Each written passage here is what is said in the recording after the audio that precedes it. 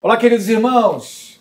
Estamos aqui em mais um programa Papo Reto, papo de homens, mas que toda a família deve assistir. Aproveita esse momento, pega a setinha aí do seu canal do YouTube, convida todo mundo que você tem nos seus grupos do WhatsApp, grupo do trabalho, grupo da igreja, das células. Meu irmão, hoje o tema vai ser top demais. Eu tenho certeza que Deus vai trazer luz. Luz, vai te dar uma saída, vai te dar uma alternativa. O tema hoje vai ser finanças. Vamos falar em tempo de crise, pandemia, economia. Isso é muito importante. Esse programa é transmitido toda terça-feira, 10 horas da noite, no nosso canal do YouTube da nossa Igreja Batista Atitude e na nossa TV Bem Mais TV. Hoje eu convidei aqui dois especialistas no assunto que entendem de finanças, mas principalmente entendem de Deus, são dedicados a aprender também segundo a palavra do Senhor, e vai falar um pouco para a gente sobre o momento atual, o que aconteceu e o que pode acontecer. Não tem como a gente falar o que pode acontecer, porque pode ter uma outra pandemia, e isso não está na nossa previsão, a gente não tem como prever isso. Estou aqui com meu irmãozão Anderson de Alcântara. Anderson, eu sei que você é especialista aqui na área, muita gente que te conhece como um homem que é uma referência em economia doméstica, que ensina as pessoas a fazer esse orçamento. Fala um pouco de você, do seu trabalho. E primeiro, muito obrigado por ter vindo ao programa, muito obrigado por dedicar seu tempo. Eu sei que sua demanda é altíssima e encaixar aqui pra gente é um privilégio. Não, Rafael, é sempre um prazer estar com vocês. Eu sou membro do Ministério de Homens aqui da igreja. Olá, você que está em casa, Deus te abençoe, seja bem-vindo. Meu nome é Anderson de Alcântara, eu sou consultor financeiro, especializado em investimentos. Eu tenho 31 anos de mercado financeiro, atuo secularmente como consultor e tenho meu ministério, né, sacerdotal, que é o Videira Educação Financeira através da Bíblia. Nesse ministério nós temos lá um site, tem Instagram, tem Facebook. O meu trabalho pessoal eu tendo mais para o WhatsApp mesmo, né? Mas no ministério é legal porque eu passo, por exemplo, toda semana, se a pessoa quiser uma dica sobre finanças, ela recebe no seu e-mail gratuitamente. Legal. Então é uma coisa bem dinâmica, uma visão que Deus me deu. Isso já tem uns 4 anos que a gente está trabalhando nisso. No decorrer do programa, você vai ter lá as redes sociais dele, você consulta lá, adiciona ele, se inscreve no site. Tenho certeza que você vai ser abençoado, vai ser dirigido, e segundo o temor de Deus, isso que é mais importante. Porque não adianta você conquistar alguma coisa sem princípios, porque não existe benefício nisso, não existe plenitude nisso, não é não, meu irmão? Estou aqui com meu irmãozão, Thiago Tavares, ele é membro do grupo dos homens, da nossa equipe dos homens da igreja, ele é do Ministério de Louvor, sempre tem nos abençoado muito. Eu sei que você está nos assistindo, já deve ter visto ele lá, quebrando tudo. Ele também é da área do mercado financeiro. E eu quero que você se apresente, fala um pouco de você. Não, claro. Quebrar, deixa para quebrar lá no louvor, né? Só no louvor, por favor, né? Não, mas Rafael, mais uma vez é um prazer, né, estar aqui com vocês. E, bom, meu nome é Thiago Tavares. Eu posso dizer que eu sou um apaixonado pelo mercado financeiro, né? Só isso, minha formação é em outra área, sou da área de engenharia, minha experiência profissional está nessa área, né? Mas há 4 anos eu decidi mudar minha vida e transicionar tudo para o mercado financeiro, a viver 100% de mercado financeiro, né? Então, hoje eu faço operações, né, dentro do mercado financeiro, né, que a gente chama de trades, né? Aí entra num assunto muito técnico, mas eu vivo do mercado financeiro. Interessante, hein? É um mercado novo, hoje muita gente fala sobre o assunto, mas muita gente em teoria, na prática é outro cenário, é outra história. Eu queria conversar com vocês, principalmente, o porquê de muitas pessoas nos tempos de crise que nós vivemos o tempo de crise, e vou te contar um segredo, meu irmão. Essa vai passar, mas vai vir outra. Pode ter certeza disso.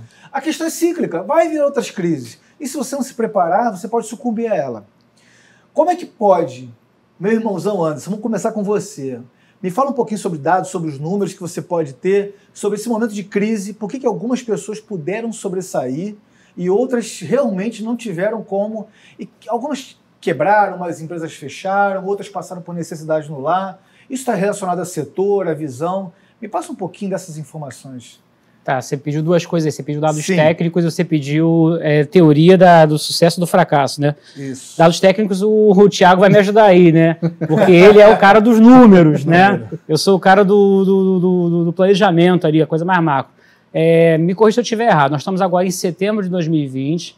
Acabou de sair o nosso último PIB.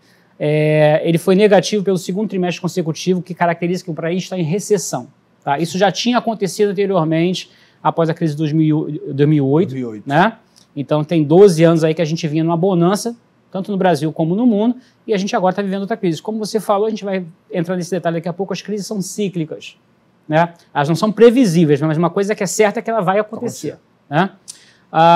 Falando de PIB brasileiro, sai o resultado negativo agora, acumulado nos últimos 12 meses, é de menos 12%. É considerável. Ou seja, é considerável. Se você vir que a gente estava numa taxa de crescimento de 1,5%, 2%, você perder 12% em 12 meses, significa que a gente voltou 6, 7 anos no passado, em termos de produzir riqueza. Isso tem reflexo no bolso do cidadão que está na ponta, que está nos assistindo.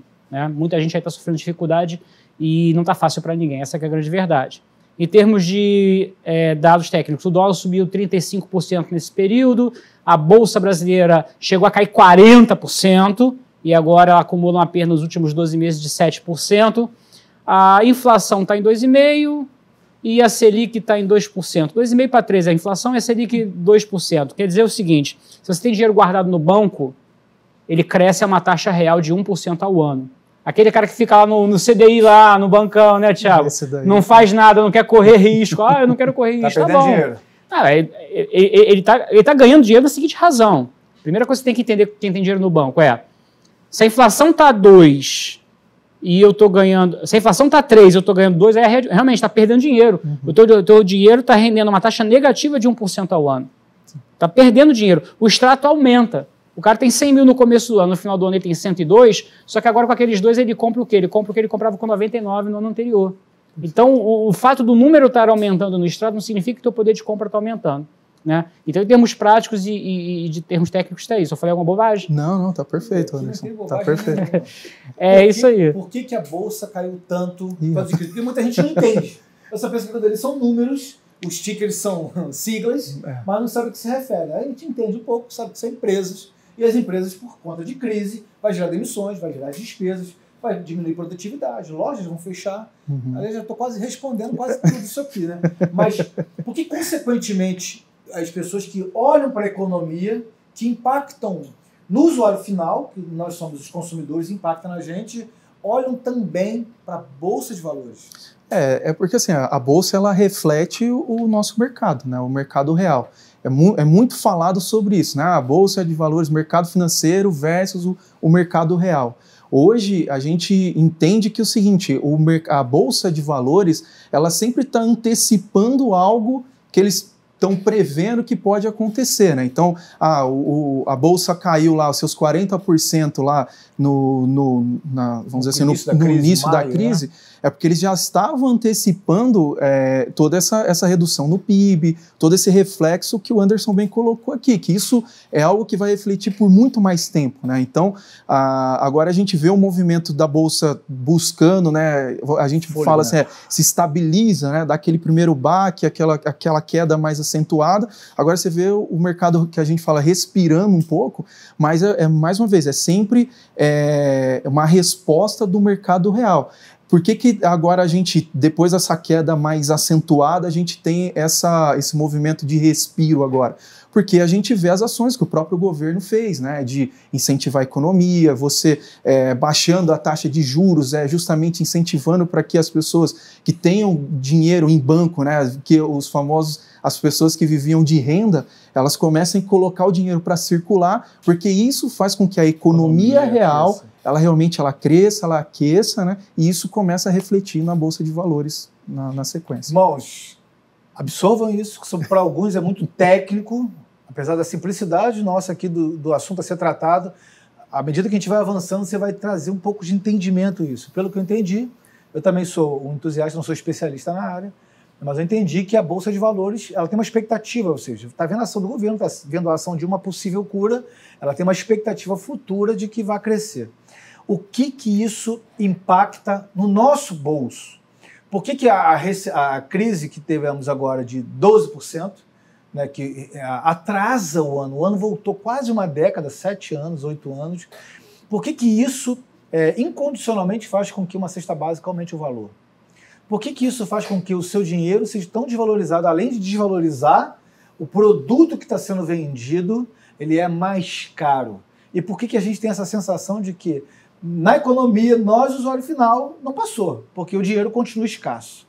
Por que a gente tem essa visão? O que a gente pode fazer, já que a crise São duas perguntas mesmo. Já que a crise ela é cíclica, ela não é previsível, mas ela sabe o que vai acontecer, o que a gente pode fazer para tentar amenizar um pouco esse impacto? Porque vamos fazer uma analogia. Se eu estou numa estrada, eu tenho um buraco, eu furo meu pneu, na próxima vez que eu vou nessa mesma estrada, eu vou ser um pouco mais cauteloso de não bater naquele mesmo lugar e não ficar ali parado. Ou seja, existe alguma ação que eu possa tomar preventiva para poder evitar isso, né? Você, antes de pegar a estrada, você já teria que estar com o teu carro equipado dentro das normas, né, que regulam a condução do veículo. O que diz lá? Você tem que ter o que dentro do carro? Tem que ter um step, tem que ter um macaco, tem que ter chave de roda. Você tem que estar preparado antes de pegar a estrada. E aqui no Brasil, pegando a tua analogia, o que o cara faz? Ele entra na concessionária, pega o carnê, a chave do carro e sai andando. Ele não faz o seguro, ele não lê o manual de instruções. Não sabe nem quanto vai custar o seguro. Ele não lê nenhum manual de instrução, o manual do proprietário, joga aquela porcaria dentro do porta-luvas, né, e sai guiando. Quando o carro tem uma pane, acende uma luzinha, o cara não sabe o que fazer. Então, assim, não se preparou. Exato. Um dos grandes problemas do Brasil é esse. A gente tem uma cultura de trabalho, né, mas de pouco estudo. Papo é reto, vou falar a verdade. Larga. Brasileiro se acha a última bolacha do pacote, né? Só que não. No mundo inteiro, quando você faz as medições de produtividade do empregado, um chapeiro de uma rede de fast food no Brasil faz menos hambúrguer do que um americano. Um borracheiro troca menos pneus por dia do que um americano.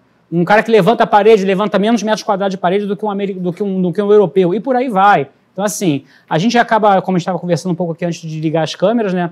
A gente tem uma cultura de trabalho por hora e não por trabalho por produtividade. Isso vai ao fundo, a gente vai trabalhar um pouco sobre isso. Agora, para responder a tua pergunta, o que deveria ter sido feito? Eu falei sobre isso com a Érica Andrade no programa Família Mais da última edição. Entra lá no... tá no canal da Atitude TV e da Bem Mais TV. Boa. Família Mais, que foi ao ar agora no último dia 16. Foi no último dia 16 de setembro, eu falei sobre isso. O que as famílias estão passando problemas? Por que algumas passam melhor do que outras não pela crise? Por ter feito o dever de casa. A prevenção, o que é? Você ter a famosa reserva técnica de liquidez e segurança, que nossos tios, nossos avós chamavam de reserva de emergência. Exato. Eu sou contra você falar o nome reserva de emergência, porque isso aí ativa um lado negativo do teu cérebro tem que ser adestrado. Isso é programação neurolinguística, é outro assunto, mas enfim, vai por mim. Boa. Reserva de emergência, não. Se você ficar pensando em emergência, você vai pensar em quebrar teu carro, furar, pegar fogo na casa e ter um problema de saúde. Não, reserva técnica de liquidez e segurança. O que é liquidez e segurança? É um dinheiro que eu posso ter à mão para sacar na hora que acontecer um problema como esse. Né? Coisas que a gente pensa que não vai acontecer, por exemplo, eu sou servidor público, eu nunca vou ficar sem receber. É mesmo, querido? O que aconteceu com os servidores de Estado do Rio de Janeiro dois anos atrás? Né? Ficou sem receber. Então, se você confia muito no sistema, uma hora dá pau no sistema. E é isso que nós estamos vendo agora. Deu pau no sistema. Então, o que você tem que fazer? A Bíblia fala, maldito homem que confia no homem. Eu tenho que ter um plano B. Qual é o plano B de toda a família? Tem que ter uma reservinha ali. Né? Depois a gente pode ver sobre qual é o melhor instrumento, né, o Thiago, para aplicar essa reserva. Eu sou contra você deixar dinheiro na poupança, mas a poupança, ela tem lá sua serventia. Né? Uma delas é você poder sacar o dinheiro a qualquer momento. Indiscutivelmente. Eu vou no banco e saco e alimento minha família. Isso é que o cara deveria ter feito nesse ponto que você perguntou. Quem tinha uma reserva técnica de liquidez e segurança passou melhor pela crise. Ponto. Então o que eu tenho que fazer agora quando a coisa acalmar? A primeira coisa é fazer isso. Não é voltar a viajar, não é voltar a trocar de carro, não é agora a gente pode trocar de apartamento. Não. Mulher, eu não quero passar por isso nunca mais. Eu quase morri. Porque as pessoas realmente estão ficando doentes da cabeça, do corpo, porque é tudo um sistema. Você não pode ter só saúde física, só saúde emocional, só saúde financeira. Está tudo interligado. Está tudo interligado. E o homem, por ele ter a atribuição dada por Deus de ser o cabeça da casa, o arrimo da família, por mais que hoje no casal o marido e a mulher trabalhem, né, é responsabilidade do homem, aquela coisa de prover, né? Embora esse termo a gente já coloca um pouquinho de lado hoje, o marido e a mulher são sócios numa empreitada chamada família, que essa empresa não pode falir. Pode falir a maior empresa do Brasil, cara, mas a empresa chamada família não pode falir. Então eu tenho que cuidar o quê? Da saúde física, da saúde emocional, da saúde financeira. E em termos de saúde, o que é mais barato? É mais barato e menos doloroso? Eu prevenir do que remediar. Então, por exemplo, você é um cara que tem uma forma física que eu invejo, eu tenho aqui uma barriga que eu quero perder. O que eu tenho que fazer? Eu tenho que trabalhar. Rafael, me dá umas dicas aí, o que você faz? Ele vai me passar as dicas dele. Com certeza vai me falar o seguinte, Anderson, eu faço dieta e faço exercício. Diariamente. Diariamente. Com o dinheiro é a mesma coisa. Você tem que fazer o quê? Gastar menos do que você ganha e aplicar. Vamos falar sobre isso já já, Tiago, vou te passar essa bola, e aplicar com sabedoria. Aí você passa melhor pela crise.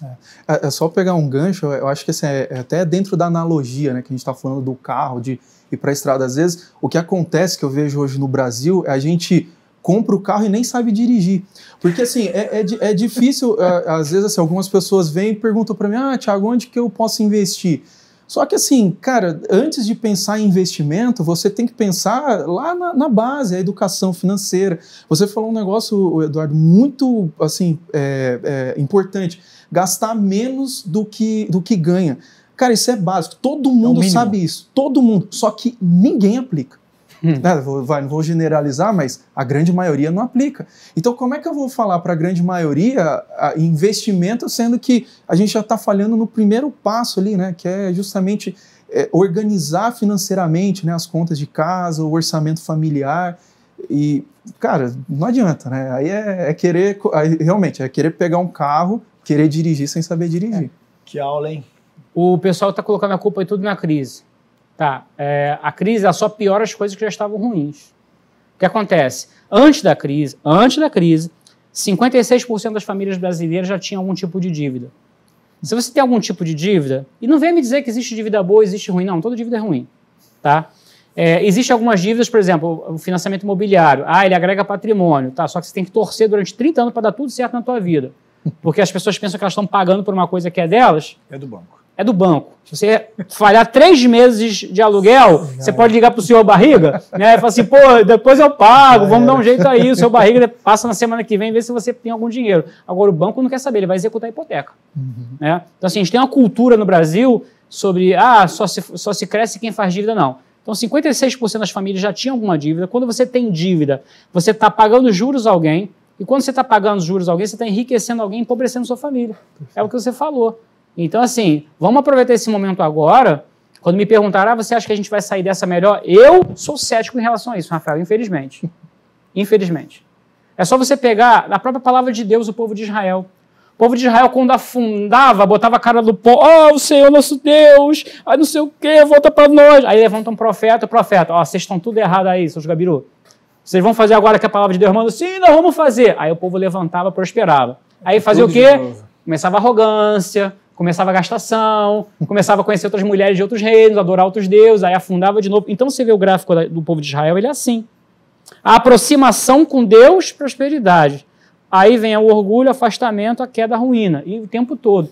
E a gente vai passar pelo mesmo ciclo. Agora, que todo mundo está botando a boca no pó, eu peço em Deus que você tenha essa consciência, meu irmão, espiritual, porque tudo que nós estamos falando aqui não são coisas só materiais, são espirituais. Né? Quando eu falo de paz na tua casa, estou falando de espiritualidade pura. Né? Total. Então, se você agora está pedindo a Deus para sair dessa para uma melhor e a coisa melhorar, lembra-te de Deus quando as coisas estiverem boas e bota o teu pezinho no chão, calça a sandalinha da humildade e tenha consciência que outra crise braba vai vir. E se a gente for analisar à luz da palavra, as próximas vão ser cada vez mais piores.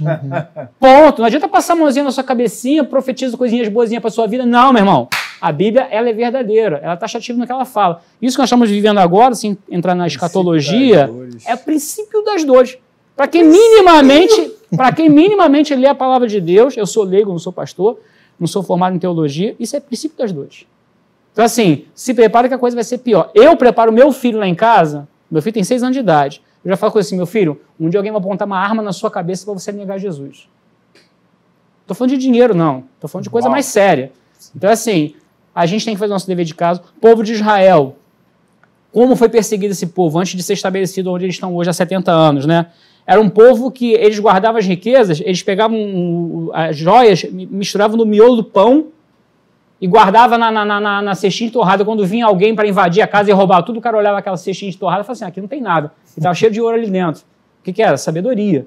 Guardar para o dia de amanhã, não ostentar e tudo mais. Irmãos, muita profundidade que está tendo aqui.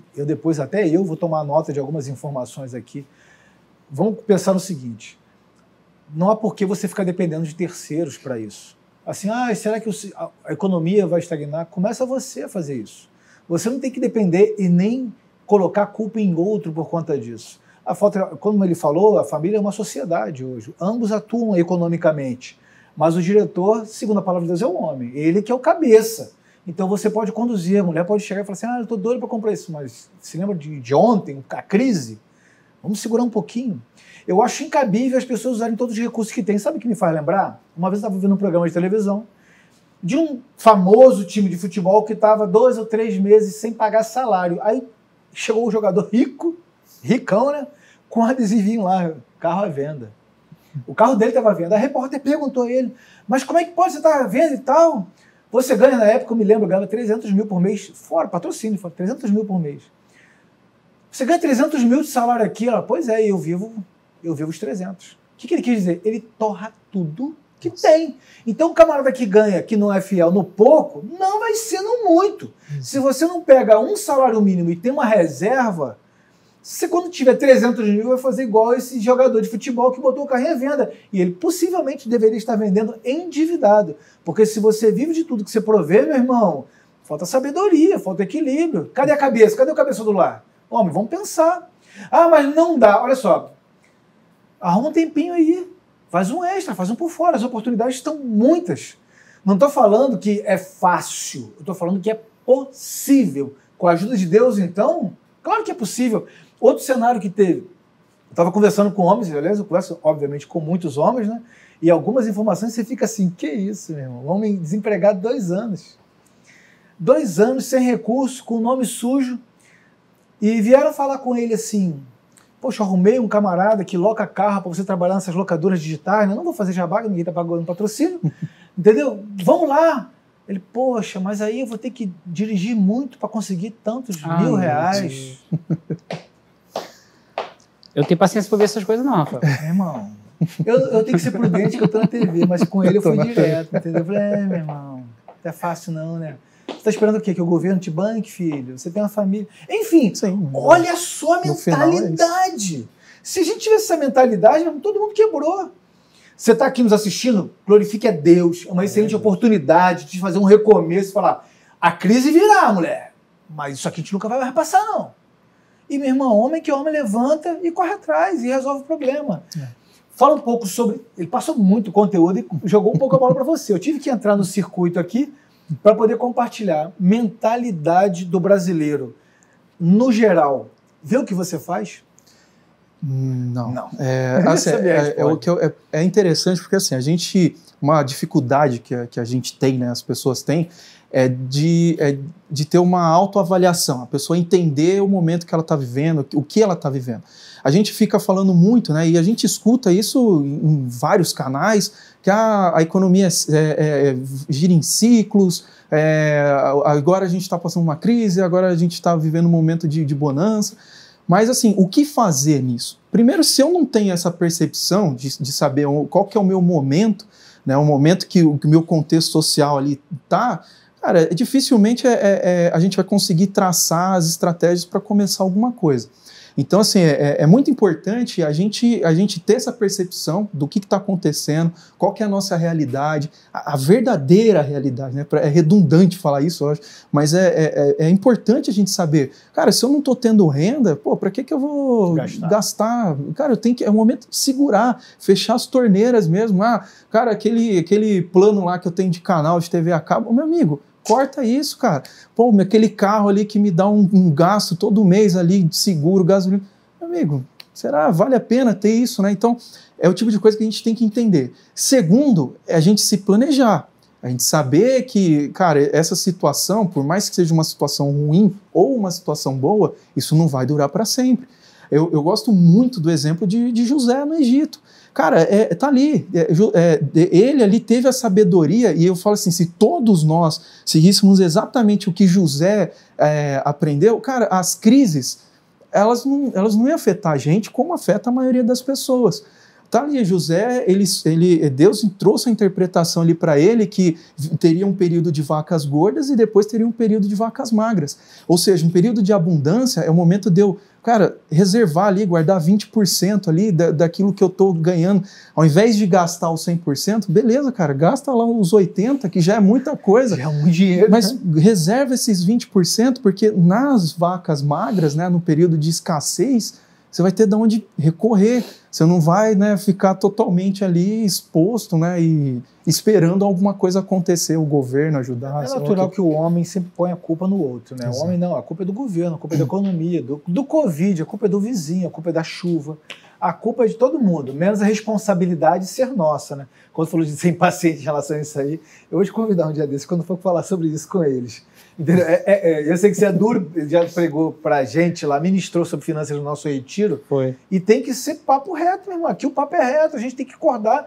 Tem homem que a gente tem que balançar, né? Dar uma chacoalhada.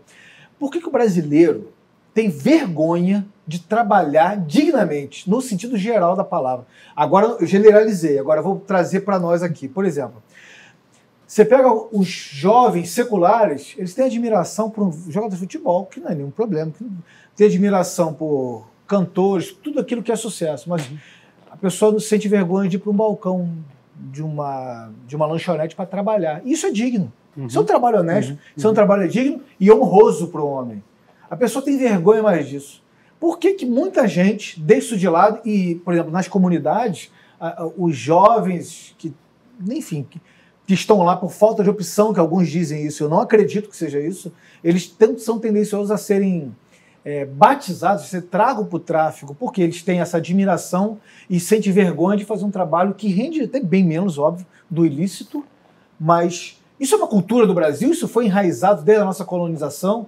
Por que a gente, como brasileiro, não faz igual americano? Filho de gente rica, bem-sucedida, vai lá trabalhar na lanchonete, vai ser babá na vizinhança, Então, enfim. aí era legal você chamar, de repente, um sociologista para responder melhor essa questão, mas eu vou falar de uma pessoa empiricamente que viveu isso. Eu fui criado na beira de um rio, no Jacaré. Eu morava na primeira região de milícia do Rio. Olha que legal. Jacaré? Olha que lugar legal para você ser criado. O conjunto onde eu morava foi a primeira região de milícia do Rio de Janeiro. Foi uma milícia fundada por um policial militar. De um lado você tinha o Jacarezinho, segundo a maior favela da América Latina, que era o Comando Vermelho. E você do outro lado tinha o Manguinhos, que era na época Falange Vermelha. Então eu morava num barril de pólvora. Eu fui criado num barril de pólvora. A taxa de bala perdida para cada grupo de 100 mil habitantes no Rio de Janeiro era de 4 balas perdidas para cada grupo de 100 mil habitantes no estado do Rio de Janeiro. No estado do Rio de Janeiro. Aonde eu morava, esse número pulava para 16. Nossa. Então eu tive mais chance de morrer de tiro. Eu tive 4 vezes mais chance de morrer de tiro do que qualquer outra pessoa. As pessoas que foram criadas ali, eu e meus amigos. E nesse contexto que eu fui criado, eu comecei a trabalhar, eu me converti muito cedo, aceitei Jesus em 83, eu tinha 9 anos de idade, tenho 37 anos de evangelho.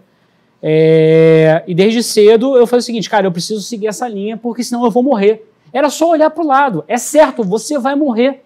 Você está vendo acontecer com os seus amigos. Era fato. É só escolher esse caminho que você vai morrer. Qual o caminho certo? O caminho certo é esse aqui. Pum. E seguir. Qual é o caminho certo? Começar a estudar, trabalhar, desde muito cedo. Eu, com 13 anos de idade, já vendia picolé na rua. Pergunta número 1. Por que o cara tem tanta vergonha de trabalhar? Meu irmão, põe uma vergonha na cara e vai trabalhar. Eu gosto muito daquele cara, o que virou palestrante de Harvard, o lado da Mangueira, o Eric... sim, aquele que... O Rick... Jansen, sei lá, Rick alguma coisa, você sabe quem é. Esse cara, ele deu um vídeo de 1 minuto, é um MBA de finanças e trabalho. Aqui numa grande capital como Rio de Janeiro, você só morre de fome se você quiser. Se você pegar R$10 emprestado com a vizinha, comprar de água e vender, foi o que eu fiz, Rafael, em 86. Deu resultado, não deu? Deu resultado, deu resultado. O que acontece? Em 86 veio uma crise como essa, meu pai era marceneiro, não de fazer um painel como esse rústico, mas ele fazia coisa fina. Quem era a clientela do meu pai? Classe A e B. É feio e fino. É rústico. É rústico. É rústico. Mas meu pai fazia coisa fina. Quem eram os clientes do meu pai? Classe A e B da Zona Sul e Tijuca do Rio de Janeiro. Quando chegou no verão de 86, época do governo Sarney, foi uma crise grande que a gente viveu. O telefone só tocava assim, seu Pedro, quero cancelar. Eu com 13 anos de idade, um irmão mais novo, olhava para casa, faltando comida, fui na vizinha, pedi um isopor emprestado, pedi 20 cruzados nova à minha mãe. Naquele dia eu faturei 20 cruzados, no outro dia eu faturei 40 e comecei a multiplicar, botar dinheiro dentro de casa. A ponto do meu pai virar para mim e falar assim, eu vou parar a marcenaria, vou vender sorvete. Dá mais dinheiro. Eu com 13 anos falei assim, papai, eu não conhecia nem os conceitos, Thiago. A palavra é sazonalidade. Mas eu falei assim, papai, mas olha só, faz isso não, porque no verão vende bem, mas no inverno vai vender menos. Eu sei estudo. Mas o que acontece? A sobrevivência me impulsionou para isso. Tá? E o que te faz algumas pessoas seguirem o caminho errado? O caminho da fama. Aí tem raízes muito mais profundas que vêm da televisão no Brasil. A televisão no Brasil ela acabou, para passar programas que atraíssem as grandes massas, ela criou uma cultura do Sul Maravilha, que o Enfio falava. Enfio, hein? Ele falava do Sul Maravilha. Você pegava uma novela do principal canal de televisão, eram sempre pessoas de uma sociedade abundante no Rio de Janeiro e São Paulo. E o resto do país olhava para aquilo e falava o seguinte, eu quero ter esse estilo de vida. O que aconteceu? Êxodo, migração. Um monte de gente vindo para trabalhar no Rio e no São Paulo para ter aquela vida. Aí que o cara chegava o quê? Não tinha moradia, tinha subemprego, né? Morar em favela. E aí começaram as comunidades a crescer. Eu trabalhava com essa comunidade do Jacarezinho e eu trabalhava com adolescente. Aí eu falava com o adolescente assim, e aí rapaz, tudo bom, não sei o quê? E aí tá na escola? Não, já saí, fugi, repeti de ano. Falei assim, poxa, se você voltar, fizer um supletivo, vamos ali no Senai, a gente consegue um curso para você de técnico de solda. Vou ganhar quanto? Eu falei assim, cara, vai ganhar um salário, né? Aí o cara ri na minha cara. Pô, irmão, salário. Eu para soltar a pipa aqui ou soltar um rojão avisando aos caras do movimento que a polícia tá chegando, eu ganho 1 por semana. E aí o cara imediatamente, ele não tem um julgamento do que é certo ou errado, ele vive dentro de uma esfera ali, ele compra um tênis da moda, uma roupa da moda, só que ele percebe que ele não tem liberdade, ele não pode sair dali de jeito nenhum, se ele sair é preso, se ele é preso ele é torturado e morto ou é espancado até pagar um arrego, enfim, esses problemas eles foram se potencializando ao longo dos anos na nossa cidade. Isso por conta de uma cultura que incentiva a fama, uma vida de glamour com pouco esforço e sacrifício. Enquanto que no hemisfério norte, o cara desde cedo é conscientizado do quê? Você tem que estudar para ser alguém na vida. Você tem que estudar. E outra coisa, o recurso que você tem hoje não veio fácil, não. Teu avô morreu na guerra, teu pai morreu na guerra. Outro dia eu estava no congresso de financistas, um financista da Noruega. Pensa num país desenvolvido que não tem problema. Número 1. Noruega. Não tem problema, que é suicídio alto, né? Pois é. E outro, a juventude de hoje lá não viveu escassez. Aí o que acontece? Como os pais, os avós viveram escassez e eles não, está tendo um índice alto de endividamento dos jovens na Noruega. Então, assim, é cíclico. É cíclico. Eu gosto de um ditado, para te devolver já, eu gosto de um ditado de um país muito rico, que ficou muito rico em pouco tempo, que é o Emirados Árabes Unidos. O pessoal fala de Dubai e tal. Aquilo realmente, há 20 anos atrás, não era nada. É um deserto. E os caras enriqueceram. E aí, um dia entrevistaram um senhor, o que ele achava disso tudo? Aí o cara com muita sabedoria, um povo milenar, né? A gente tem 500 anos de descoberta e uns 200... bebês ainda. A gente tem 200 de desenvolvimento, os 300 primeiros anos foi só espoliação. Esse cara com muita sabedoria, ele virou para o entrevistador e falou o seguinte, olha, o meu avô andou de camelo, o meu pai andou de camelo, eu ando de Rolls Royce, meu filho anda de Bugatti, o meu neto vai andar de camelo. Sabedoria. O cara já sabe o que vai acontecer. O filho dele não viveu escassez. Então, meu amigo, é isso. Profundo isso, ele falou aqui no começo aqui desse bate-papo sobre sociologia.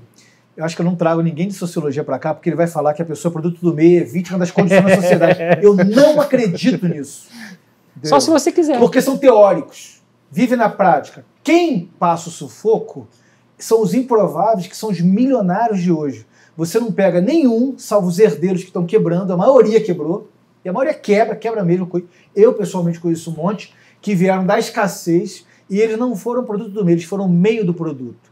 Nós, como cristãos, já somos diferentes.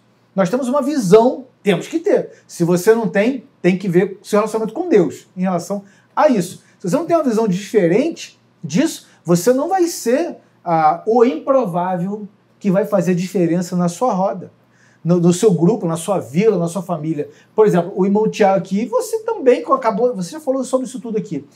Você é produto do meio, você vive no meio de pessoas que investem no Bolsa de Valores, ou você foi o meio do produto, você que foi a diferença? Por que teve essa mudança de visão? Foi escassez? Foi olhar uma oportunidade? É claro que talvez a formação em engenharia, matemática ajuda muito, os cálculos devem ajudar a produzir resultado, mas, enfim, você não veio de uma ausência de escassez total, né? Não, é até engraçado, porque eu sou improvável. Eu estar nisso é improvável. Com certeza. Porque eu sou do interior de São Paulo, não sei, eu acho que o sotaque... Será que alguém percebeu isso? Acho que o sotaque não dá para... Mas eu sou de uma cidade do interior de São Paulo, chamada Araçatuba, E assim, meu pai trabalhava no comércio, tinha um bom emprego, né, para a cidade ali, a gente era muito bem de vida, eu tinha essa condição, mas veio a escassez. Não tinha, eu vivi na pele o que é não ter um planejamento financeiro. A gente realmente foi, assim, por uma condição de vida muito ruim. O que eu acho que é muito complicado, porque uma coisa é você sair de um lugar e evoluir, outra coisa é você ter um patamar e você descer esse patamar de vida. Assim, a história é muito longa, mas assim, eu cheguei a morar dentro de uma comunidade no estado do Pará, né, numa cidade chamada Nanindeua, um lugar extremamente sem condições nenhuma, assim, o nível de vida ele é muito complicado, mas aquela coisa, como eu falei da percepção, eu falei assim, cara, eu na minha cabeça, por mais sendo criança, eu falei, cara, isso aqui eu não aceito isso pra minha vida, eu tenho que fazer uma coisa para sair daqui. O Senai foi uma porta para eu sair daquela condição que eu tinha. E aí, só que assim, eu fui crescendo, aí na adolescência eu gostava muito de assistir jornal, né, Jornal Nacional, e aí, cara, uma coisa que eu via lá no jornal mostrava a Bolsa de Valores, na época o pessoal com pregão ao vivo ali, e eu coloquei para mim, falei, cara, eu quero trabalhar nisso. Olha, que legal, tanto que, assim, cara, eu tinha acho que uns 12 anos de idade, por aí, eu entrei num banco, isso já em Campinas, né, eu já estava morando em Campinas, interior de São Paulo, entrei no banco e falei, cara, eu quero saber como é que faz para trabalhar na Bolsa de Valores. Eu, gerente, né, cara, um moleque maluco, né? Mas quase que ele te vendeu a previdência privada. Não, cara, mas olha, quase, né? Quem é da área entende o que eu quero dizer. É que eu só tinha 12 anos, né? Se eu tivesse com meu pai ali, possivelmente. Mas assim, cara, foi muito legal, porque o que ele fez? Ele me levou na sala de operações que os bancos tinham naquela época. Então eram algumas salas que os operadores ficavam ali por telefone fazendo compra e venda de ações. E, cara, aquilo ali para mim foi o start, né? Eu acho que assim, óbvio que aí a vida me levou para outra área, né? Mas é como eu falei, por isso que eu disse que eu sou um apaixonado pelo mercado financeiro. Porque, cara, ali começou essa paixão. Eu fui estudar, né, na minha área de engenharia, me formei tudo, trabalhei nessa área, só que sempre em paralelo buscando conhecer o mercado financeiro, tentando entender. E isso não quer dizer que foi tudo um mar de rosas, muito pelo contrário. Ainda é muito difícil, ainda é uma briga, como qualquer coisa. Porque até o que eu queria acrescentar, né, no que a gente estava falando, o grande dificuldade que eu vejo das pessoas, às vezes, sair de uma condição difícil, né, no meio ali que ela vive, é porque a gente quer resultado rápido. O brasileiro, eu sinto que tem essa questão. Quando eu falo brasileiro, eu estou falando de mim também, tá? A gente tem essa necessidade de resultado imediato, quer ser para ontem, e isso favorece muitas coisas que a gente vê, é o jeitinho nosso, sabe, é sempre querer mostrar que está conseguindo mais do que realmente é, e aí, cara, isso só vai gerando um problema atrás de problema, né, acaba uma bola de neve. Se a gente colher antes da hora, né, a gente vai colher algo Perfeito. Que não está maduro, né? Perfeito. Olha, meu irmão, minha irmã que você está assistindo também, família está assistindo, estou falando com duas pessoas aqui fera no mercado financeiro, eles estão falando que a gente tem que guardar. Alguém pode estar ali leigo falando assim, não, pra quê? Tá, não sabe de nada, não sabe da minha condição. Olha só, independente da sua condição, a gente tem que ter alguma coisa para guardar. Essa é a única saída. O basicão é isso, é guardar. Para nós cristãos, eu acho que um cristão tem uma certa facilidade, um dizimista, por exemplo, tem certa facilidade. Eu não estou nem falando da questão espiritual, estou falando da questão de organização. Se um camarada é capaz de pegar 10% da sua renda bruta e entregar ao Senhor, ele já tem primeiro, ele não tem um coração no dinheiro, porque ele não está valorizando isso, ele valoriza mais aquele que ele serve. E segundo, ele tem uma organização financeira. Você concorda com isso? Você vê uma certa dificuldade também no cristão em entregar aquilo que é do Senhor? Porque se ele não organiza para poder entregar aquilo que não é dele, como é que ele vai guardar aquilo que sobrou para ele, que era para ele também usar também para a glória de Deus? Isso vai ser um tema para um outro bate-papo. Mas a gente só queria pegar esse gancho que para nós cristãos deveria ser mais fácil. Se eu consigo entregar aquilo que não é meu, tenho 10%, mesmo sendo no momento de escassez, fica mais fácil? Ou você percebe que o resultado daqueles que você dá consultoria nem tanto bate? O que acontece? Vou te responder com uma pergunta. Se você ganha o teu salário e você dá 10% para Deus, os outros 90% é seu? Não. Não. Já começa por aí. E isso choca muita gente. As pessoas não têm uma concepção plena, verdadeira e integral da mordomia. A gente precisa entender o seguinte, tudo que nós fazemos, devemos fazer para a glória de Deus. Isso aí envolve também a gestão dos recursos. Antes mesmo da gestão dos recursos, por que o brasileiro reclama que ganha mal, que não ganha uma chance na empresa? Você não lê e não obedece à Bíblia. Toda promessa bíblica é precedida de uma cláusula de obediência. Toda promessa bíblica é precedida de uma cláusula de obediência. Eu era bem pequeno, eu sou crente desde muito cedo, aí o cara que me deu essa palavra libertadora foi num programa de rádio. Ele falou o seguinte, você conhece alguém que tem uma caixinha de promessas? Talvez o pessoal de hoje em dia não tenha esse hábito, mas antigamente tinha uma caixinha com uns versículozinhos assim. Você deve ter uma tia do Cocão lá, que ela tem na casa dela, eu garanto, uma caixinha, né? Que tem ali uns versículozinhos, uns pedacinhos de cartolina, e é só bênção aquilo ali. Ah, eu te trouxe por cabeça e não por cauda. Ah, prosperarás, viverás bem. Aí o cara no rádio, provocando essa reflexão. Eu tinha uns 10 anos de idade, na Boas Novas aqui do Rio, AM. Rádio AM, hein? Isso é das antigas, hein? Aí ele falou o seguinte, irmão, agora pega esse versículo bonito que você tirou e vê no verso dele qual é a obediência que você tem que cumprir para fazer jus a essa promessa. E aí eu reparei que na caixinha de promessas só tinha as promessas, não tinham lá as cláusulas de obediência, não tinha os mandamentos do Senhor. Então, esse também é um produto do Evangelho, conforme ele foi crescendo, e a gente foi pregando para as pessoas, Jesus é a solução para todos os seus problemas, venha, venha, venha. A gente lotou a igreja de gente, falou o seguinte, agora eu quero ver aí, ó, tá aqui meu boleto para pagar. E o cara não entendeu o verdadeiro Evangelho.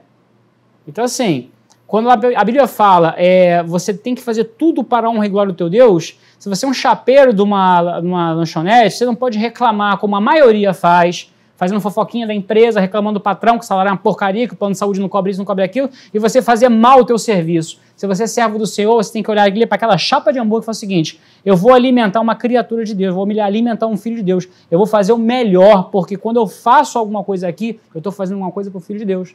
Se você é funcionário público, estudei para garantir estabilidade, vamos discutir esse outro aspecto em outro programa, mas enfim, tá vendo aquela fila de gente ali necessitando ser atendida? Tem que atender com qualidade, não vai fazer igual seus coleguinhas bobões, não, que atende 15 minutos, tira 1 hora de descanso. Poxa, é uma fila de gente ali, de cidadãos precisando de atendimento, você tem que atender cada um deles como se estivesse atendendo o próprio Deus em pessoa, porque é isso que a Bíblia pede da gente. Se o cara começar a obedecer por aí, Rafael, já começa a aumentar a entrada do cara, porque ele vai aumentar o quê? A produtividade, o reconhecimento, vai ser promovido. Na hora de um corte, ele já deixa pra lá. Exatamente, esse cara não, esse cara produz. Esse cara é o que merece. Foi o que eu vivi em 24 anos de carreira em banco. Eu trabalhei 24 anos de carteira assinada em banco. Depois fui trabalhar 4 anos em corretora, como agente autônomo, né? E de 6 anos para cá eu sou livre disso, graças a Deus, no nome de Jesus. Livre de tudo, livre de tudo. Aí respondendo a tua pergunta, tá bom, cai o dinheiro na minha conta. Seja 1.000, seja 10.000, seja 100.000. Primeira coisa, o cara tem que ser dizimista. Para responder a tua pergunta, o cara tem que ser dizimista. Você é dizimista? Ou você dá o dízimo quando dá?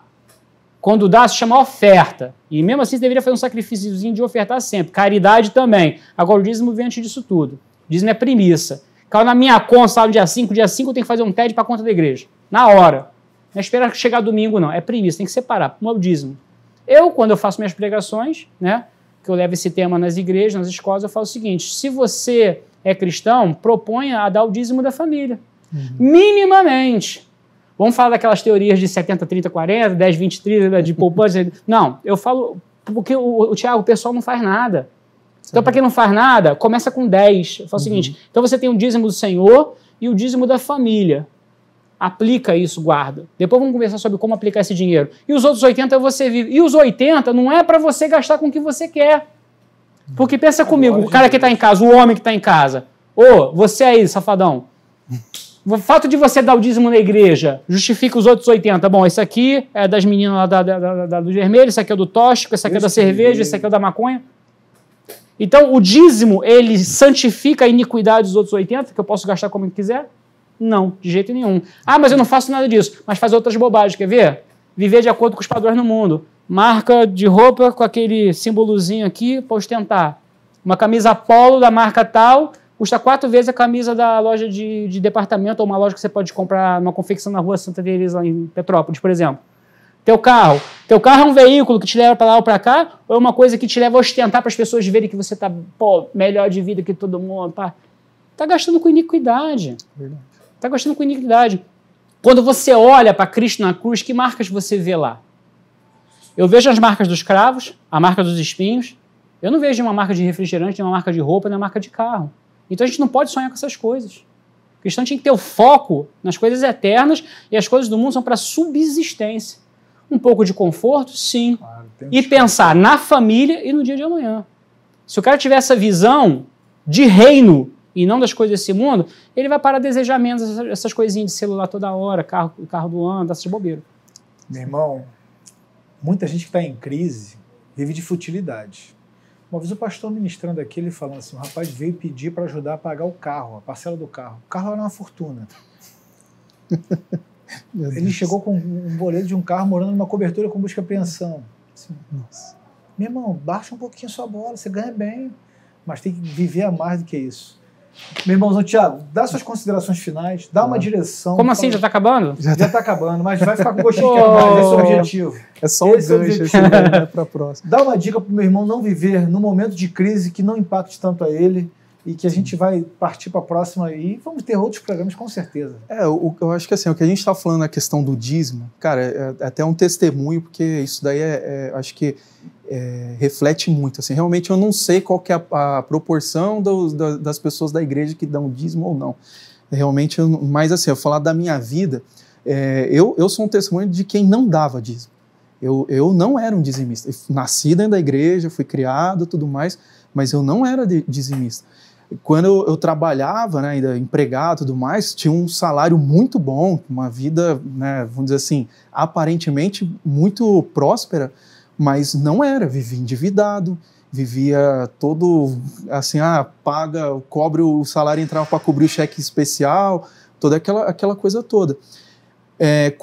Quando deu a crise, né, veio a escassez, realmente o negócio apertou, realmente eu tive que dar um passo para trás ali e falar, cara, peraí, né? Eu estou aqui orando, pedindo para Deus trazer uma solução, uma provisão, mas eu estou fazendo a minha parte, eu estou sendo obediente, e aí realmente, cara, não estava. E aí uma das coisas que eu coloquei para minha vida foi que a partir daquele momento eu iria ser fiel ao Senhor no que diz respeito a dízimos e ofertas. Mais do que isso, é premissa. Eu gosto muito dessa questão da premissa. Cara, é a primeira parte, é o que tem de especial, isso é consagrado ao Senhor.